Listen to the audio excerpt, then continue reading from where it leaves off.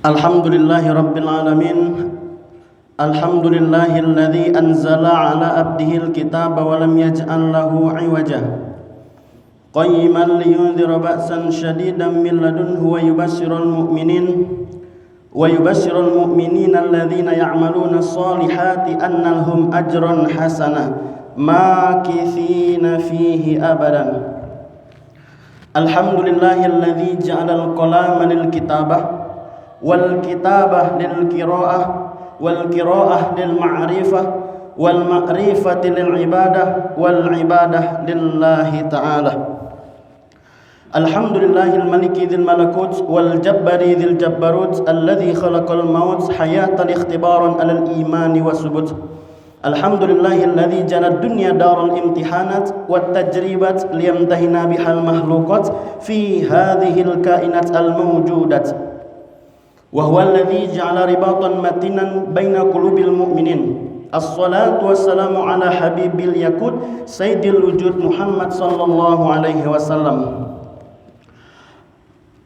Ashhadu an la ilaha illallah wa ashhadu anna sayyidina Muhammadan abduhu wa rasuluh. Allahumma shalli wa sallim wa barik ala Muhammadin.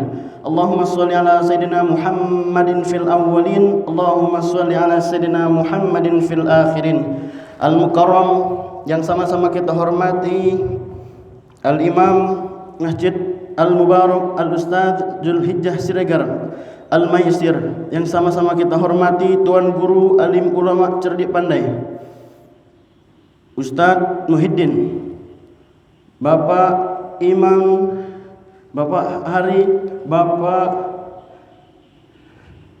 Hadi Harahap, yang sama-sama kita hormati orang tua kita, Abah, Pak D. Eman, Bapak semua tanpa kami sebut satu persatu, tanpa menghormati rasa hormat dan takzim kami. InsyaAllah semua dalam keadaan sehat walafiat, senantiasa diberikan Allah kemudahan dalam segala urusan dunia maupun urusan akhirat, selalu diberikan kesehatan jasmani rohani, kekuatan lahir dan batin, sehingga diberikan kemudahan, keberkahan, karunia serta nikmat Allah Subhanahu wa taala di setiap gerak-gerik langkah kita setiap hari. Amin ya rabbal alamin. Pertama-tama bersyukur kita kepada Allah Subhanahu wa taala dengan mengucapkan Alhamdulillahirabbil alamin. Pada kesempatan kali ini senantiasa Allah memberikan kita kenikmatan, kesehatan, sehingga kita sama-sama kembali untuk merasakan rutinitas taklim pengajian kita di malam Ahad di Masjid Al-Mubarak yang senantiasa diberikan karunia, kenikmatan, keberkahan oleh Allah Subhanahu wa taala. Amin ya rabbal alamin. Insyaallah Allah selalu berikan kata keistiqomahan dalam menjalankan kebaikan. Selawat tak lupa juga kita kirimkan kepada putra padang pasir yang tak pernah kikir, yang pandai berzikir. Beliau adalah cucu Abdul Muthalib, buah hati Siti Aminah, baginda Nabi besar kita Muhammad sallallahu alaihi wasallam, dengan ucapan Allahumma shalli ala sayyidina Muhammad wa ala ali sayyidina Muhammad.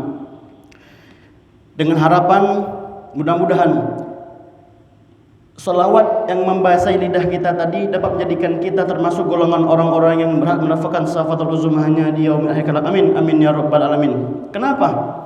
Karena beliau Nabi kita Muhammad SAW telah bersusah payah, Pak. Telah bersusah payah bermandikan darah, menghujankan anak panah demi menegakkan kalimat la ilaha illallah Allahu akbar. Apa bukti kita cinta kepada beliau? Apa bukti kita kalau kita ingin dimasukkan ke dalam golongan umat beliau? Yang kita harapkan adalah syafaatul zulmahnya di yaumil akhir, di yaumil kiamat kelak. Tidak lain dan tidak bukan kita dengan kita memperbanyak sholawat. Ya Rasulullah, Ya Habiballah, Ya Rasulullah, Ya Habiballah, Muhammad ibni Abdillah, Muhammad ibni Abdillah, Muhammad ibni abdillah wa ya qari kitabillah alaika khutbatul khadaratu jahi fi sabilillah ya Rasulullah ya Habiballah ya Rasulullah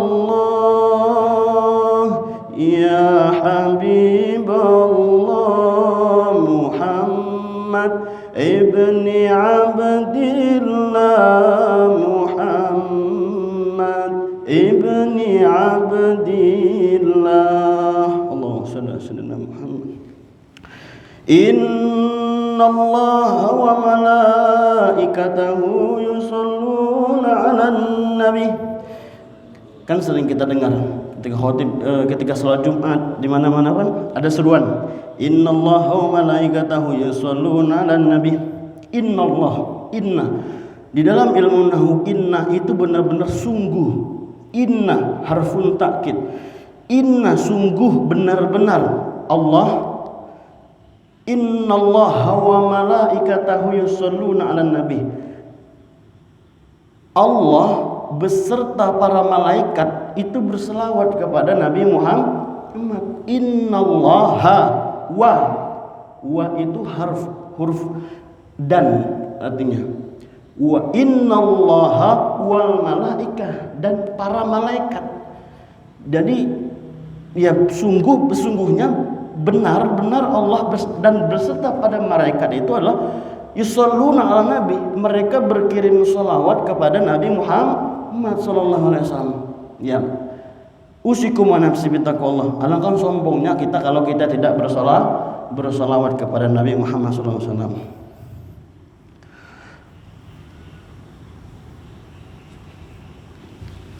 Subhanallah walhamdulillah wa la ilaha illallah wallahu akbar wa la hawla wa la quwwata illa billahil aliyyil azim. Subhanallah walhamdulillah wa la ilaha illallah wallahu akbar wa la hawla wa la quwwata illa billahil aliyyil azim. Bapak-bapak yang dirahmati dan dimuliakan Allah Subhanahu wa taala, beberapa pekan lalu kita telah bersama-sama muqaddimah, pendahuluan ya, atau introduction. Sedikit banyaknya kita kenal tentang yang namanya kitab Bulughul Maram, yaitu karangan Syekh Ibnu Hajar Al-Asqalani. Hakikatnya hadis ya, garis besarnya itu hadis. Semua perkara, semua putusan yang tidak ada di Al-Qur'an itu dikupas di hadis. Karena pedoman kita ini adalah Al-Qur'an dan sunnah. Al-Qur'an dan hadis. Al-Qur'an itu kalamullah yang sekarang mukjizat yang benar-benar sampai saat ini masih kita rasakan. Itu adalah mukjizatnya Nabi Muhammad. Al-Qur'an sudah kita tahu semua kan, ada 30 juz. Dan sunnah ini adalah hadis. Termasuk ada beberapa hadis, ada beberapa sunnah, yaitu termasuk yang mendasar ini adalah Bulughul Maram. Bismillahirrahmanirrahim.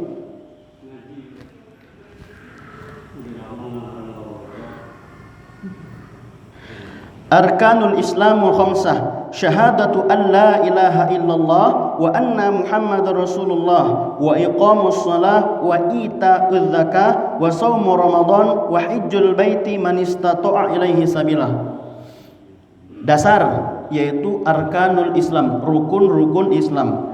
Usikum wa nafsi bittaqullah. Kadang kalau kita bertemu dengan anak-anak ya, coba kita tanya rukun Islam ya.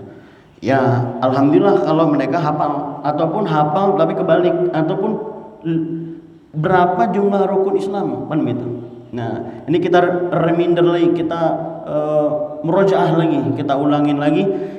Dan di faslon pertama, di bab pertama arkanul Islam khamsah, sudah kita ketahui bahwasanya rukun Islam itu ada 5, syahadatain, 2 syahadat. Yaitu kita menyaksikan bahwasanya tiada Tuhan selain Allah. Tiada Tuhan selain Allah. Nah, ini benar. Kita duduk lagi santai.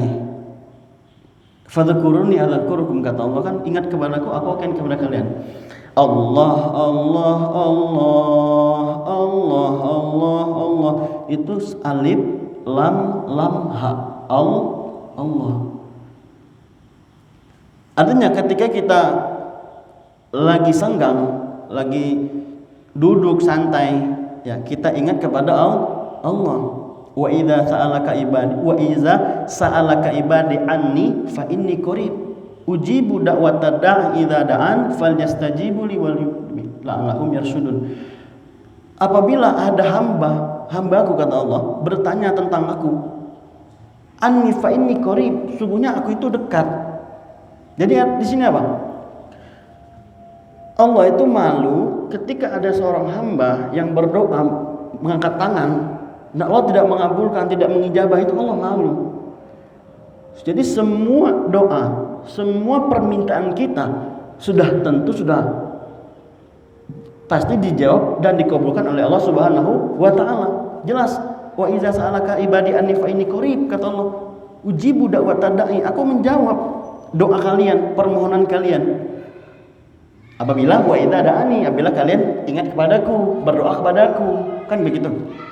Dalam surah Al-Fatihah ada iyyaka na'budu wa iyyaka nasta'in. Apa dulu di situ? Minta dulu atau menyembah dulu, beribadah dulu. Beribadah, na'budu, abdun, ibadah, ya. Ana a'budu, anta ta'budu.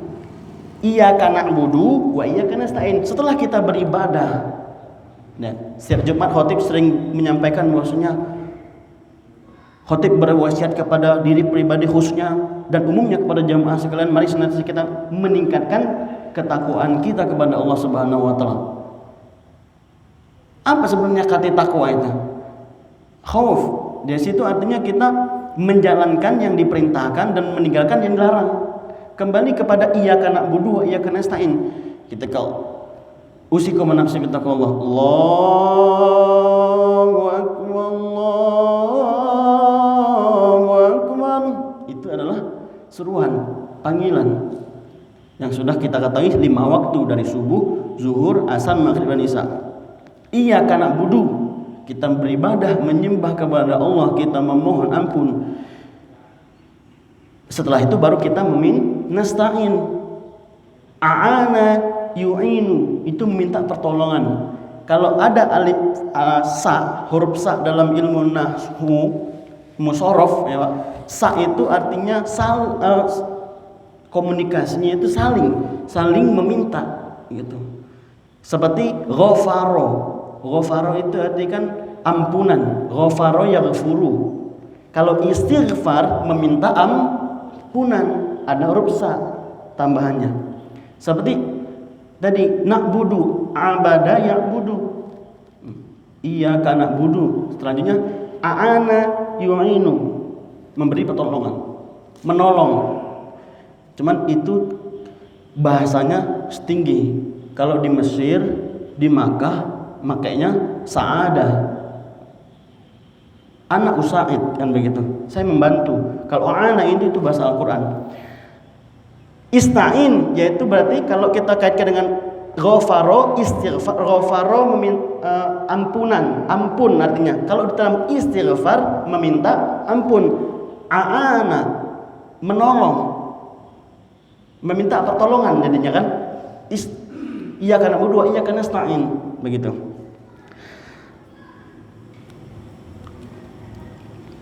Ya memang berat kalau ketika kita ya hal kecil kita sholat, ketika kita sholat,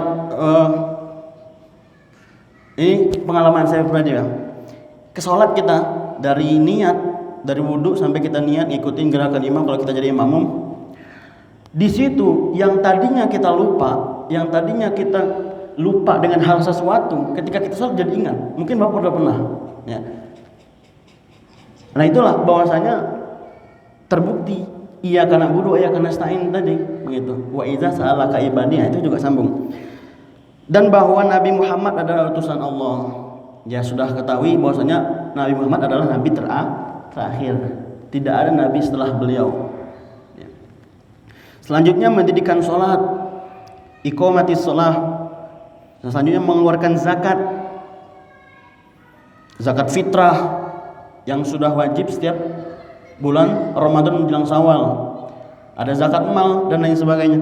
Puasa di bulan Ramadan, berhaji ke Baitullah bagi yang mampu untuk melaksanakan perjalanan ibadah haji. Itu tadi rukun Islam. Jadi ini hanya murojaah. Lanjut arkanul iman. Rukun iman, arkanul iman sittatun, an tu'minu billah wa malaikah wa kutubihi wa rusulihi wa bil yaumil akhir wa bil qadri khairi wa syarrihi minallahi ta'ala. Rukun iman ada 6. Yang pertama, iman kepada Allah. Amana yu'minu, artinya percaya. Iman itu masdar, mempercayai. Kita percaya. Iman kepada Allah, percaya kita kepada Allah. Selanjutnya iman kepada para malaikat. Sudah banyak malaikat waktu kita masih belajar di sekolah kan, malaikat ada berapa? Ada malaikat memberikan wahyu, ada malaikat menyampaikan menurunkan hujan, ada malaikat pencabut nyawa dan lain sebagainya. Itu para malaikat. Selanjutnya iman percaya kepada kitab-kitab Allah. Kenapa di sini kitab-kitab Allah? Bukan percaya kepada kitab Allah yaitu Al-Qur'an. Ya. Karena sama-sama kita ketahui bahwasanya kitab itu ada 4, nih kan? Dari Taurat, Zabur, Injil dan Al-Qur'an. Dari ketiga kitab yang sebelumnya ini sudah dikomparisikan menjadi Al-Qur'an. Jadi semuanya itu sudah include artinya benar-benar sudah kitab yang benar dari sebelum-sebelumnya. Dari zamannya Nabi Musa, Nabi Isa, kitab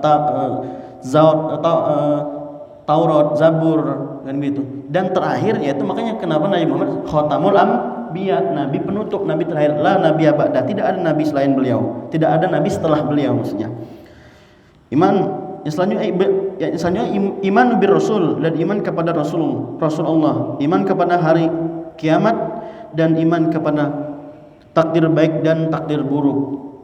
Memang kadang kita merenung, dulu masih kecil kita punya cita-cita, punya keinginan, dan sampai saat ini kita rasakan apa dulu ada pengen seperti ini kan itu.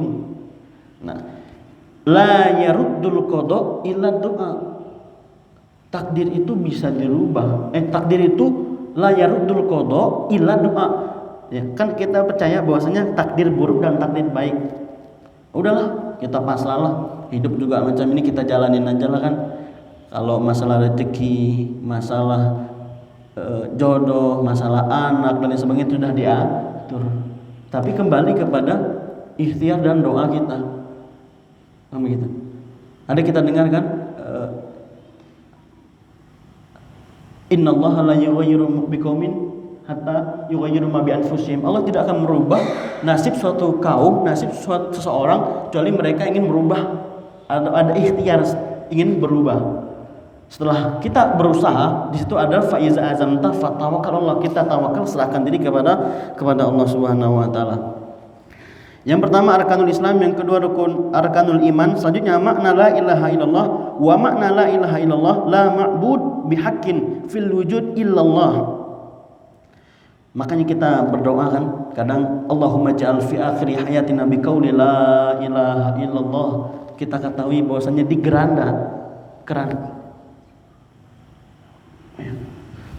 keranda kalau kita meninggal, kita wafat, di situ ada tulisan la ilaha illallah. Nah itu karena kalimat la ilaha illallah itu adalah kalimat yang mana makna la ilaha illallah di sini adalah kita mengakui bahwasanya tidak ada Tuhan selain Allah. La ma'bud, tidak ada yang disembah, tidak ada yang diminta pertolongan, bihaqqin, apapun itu kebenaran, kebaikan, fil wujud illallah, segala sesuatunya hanya kepada Allah. Alamatul bulugh salasah. Nah, ini sudah masuk ke bab baligh.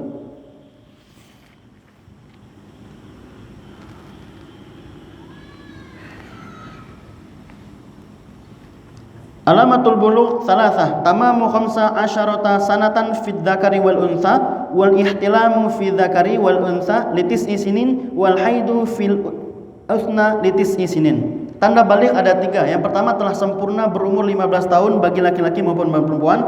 Yang kedua mimpi basah bagi laki-laki maupun perempuan karena telah berumur 9 tahun. Yang ketiga haid bagi perempuan karena berumur 9 tahun. Sudah sama-sama kita tahu, ini kan hanya murojaah ahli minder. Sedikit kisahnya Pak. Ketika pada zaman Nabi Muhammad SAW, zamannya Rasulullah SAW, ada seorang sahabat yang bernama Alqamah. Sahabat Alqamah ini, beliau rajin Pak sholatnya, rajin ibadahnya, taatnya kepada Allah.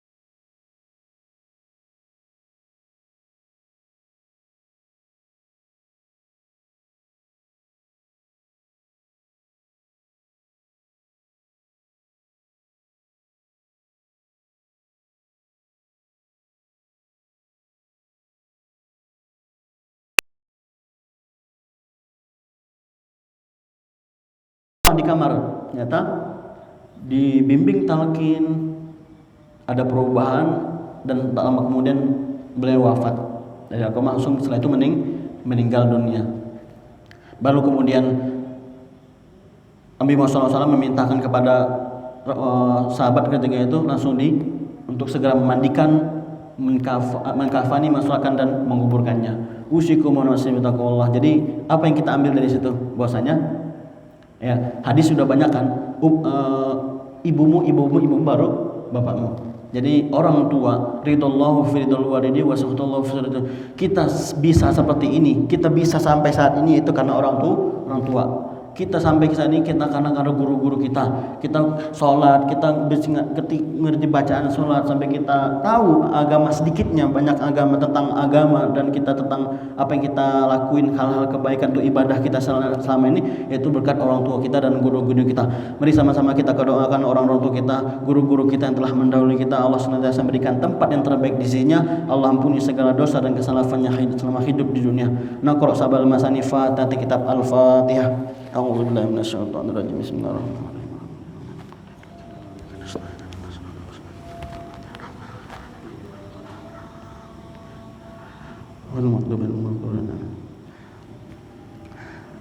Baik, untuk saat ini ada sesi pertanyaan jawab paling 5 menit. Sekiranya Bapak-bapak ada yang mau bertanyakan, kita sama-sama berdiskusi, sama-sama bermusyawarah, sama-sama apa yang ada dalam kehidupan itu sekiranya. Ini bukan hanya menyangkut yang kita pelajari tadi. Sini pertanyaan untuk kita semua lah. Gitu.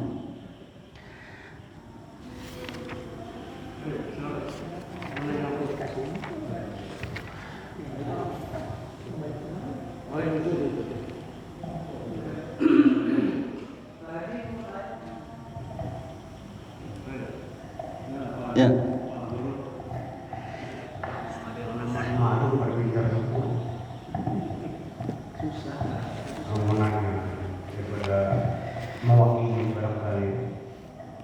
Assalamualaikum warahmatullahi wabarakatuh. Waalaikumsalam warahmatullahi wabarakatuh.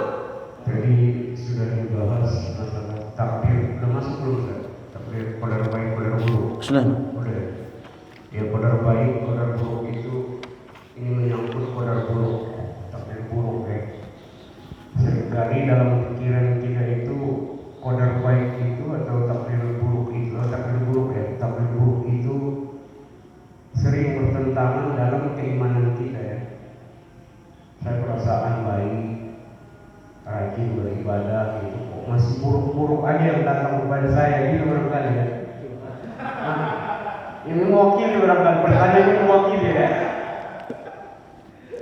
Saya perasaan rajin apa segala macam, sholawatan udah segala macam, amal-amal tertentu gitu ya.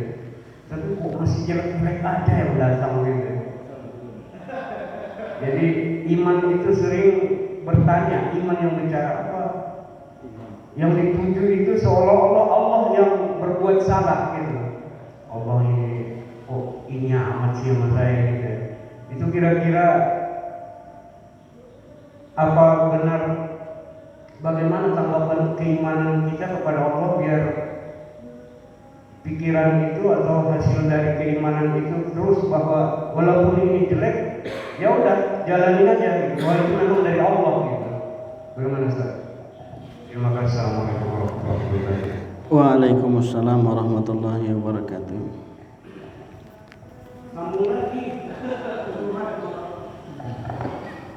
Baik, syukron kathiran kepada Imam Masjid Ustaz Abdul Hijaz Siregar Al-Maisir.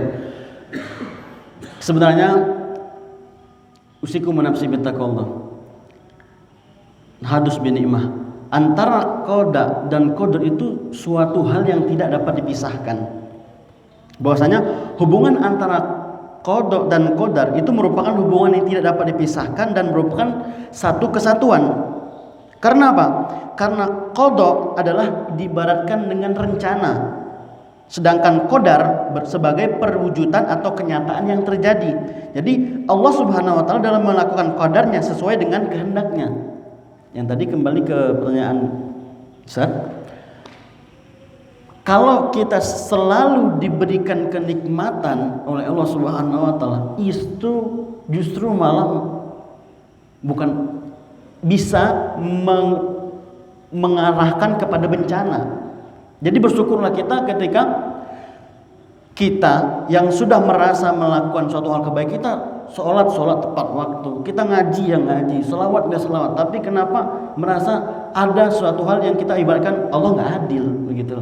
Kok saya masih seperti ini? Padahal saya sudah menjalankan apa yang Allah perintahkan itu dengan takwa tadi kan, dan kita ngaji, sholat, berhubungan baik, muamalah kita sama manusia kita jaga. Di situ bahwa kan kita sedang dalam surat Al-Asr, innal insana lafi khusrin. Sungguhnya segala manusia, semua manusia itu benar-benar dalam kerugian. Illalladzi, kecuali alladzi, orang-orang yang illalladzina amanu wa amilus solihati wa tawassaw bil haqqi wa tawassaw bis sabri. Jadi bersyukur kalau kita sudah merasa kita sudah melakukan hal-hal yang baik, sholat tepat waktu, jamaah, ngaji dan sebagainya, anak, istri dan sebagainya sudah kita berikan hak kewajiban dan hak mereka, tapi kita masih ada merasa kurang-kurang yang kita inginkan tapi tidak diwujudkan oleh Allah Subhanahu wa taala. Itu mah justru merupakan suatu ujian. Dan ingat, di balik ujian itu Allah punya rencana yang baik. Al khairu mukhtarullah kullu shay'in minallah. Malah tadi yang saya sampaikan bosnya, bahaya bagi orang yang merasa sholat subuh nggak pernah, tapi